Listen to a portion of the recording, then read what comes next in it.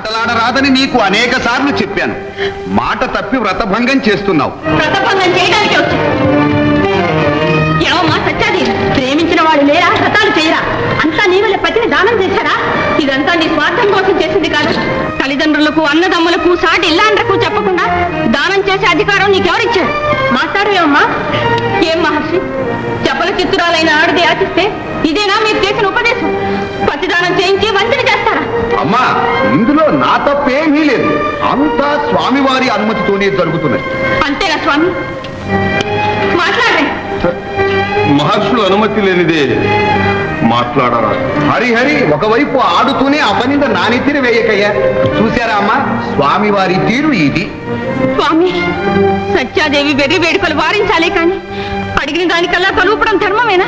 మహర్షి, మా ధన కనక వస్తువులు తీసుకుని మా నాథని మాకు అప్పగించండి. అమ్మాయికులారా, మీరు కూడా తెలుసుకోలేదా? సర్వేశ్వరుండగు శౌరికింకరు సేయు ధనమున్నదే భక్తి ధనముగాక,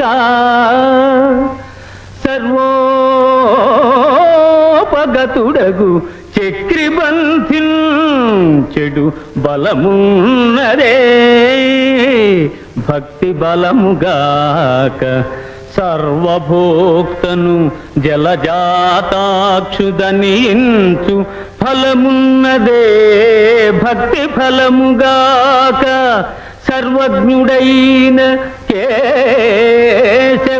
మెప్పించెడు విజయున్నదే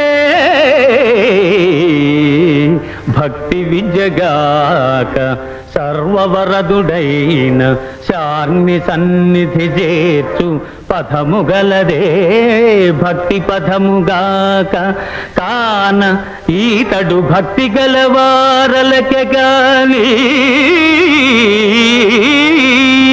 కాన ఈతడు భక్తి గలవారలకే గాని పరుల కగ్గమగునే పడతులారా. ఆ ఆ ఆ ఆ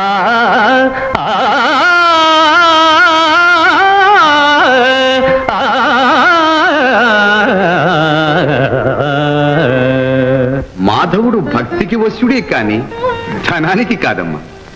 భక్తులెవరైనా వచ్చి ఒక్క తృణం తెచ్చివేసి ఈ మహానుభావుని తులతూచుకోవచ్చు. అలాగా? అటువంటి భక్తులు ఈ లోకంలో ఉన్నారా? ఎక్కడున్నారు? ఎక్కడో కాదు, ఈ నగరంలోనే ఉన్నారు. అలాగా, సెలవియండి మహర్షి. వారి పాదాలపై పడి ప్రార్థించి తీసుకొస్తాను. మాట తప్పవు కదా?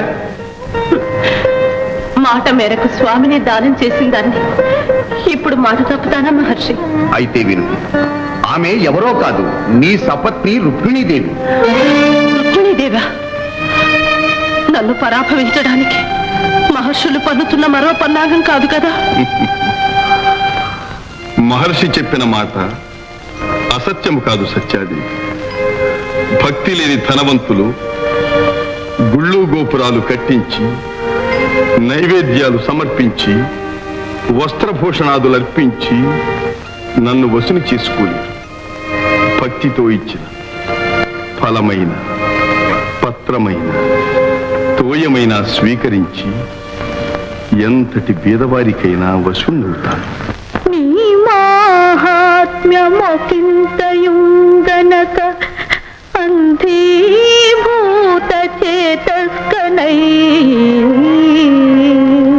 సామాన్యం వలెనెంచి చేసినది దోషం కన్గొంటి నీడామూలాగ్రము గర్వమెల్ల మటుమాయం వయ్యే గోపాల కృష్ణ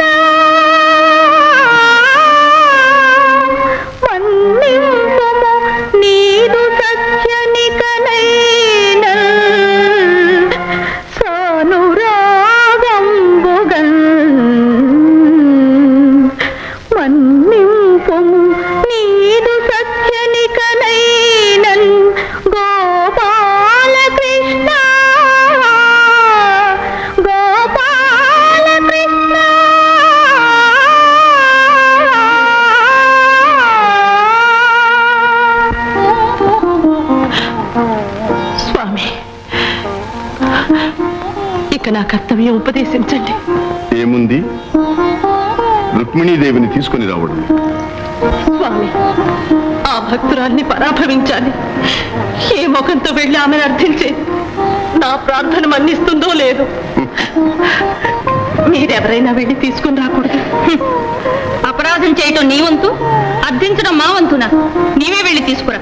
సత్యాదేవి, ఆ భక్తురాలి మనస్సు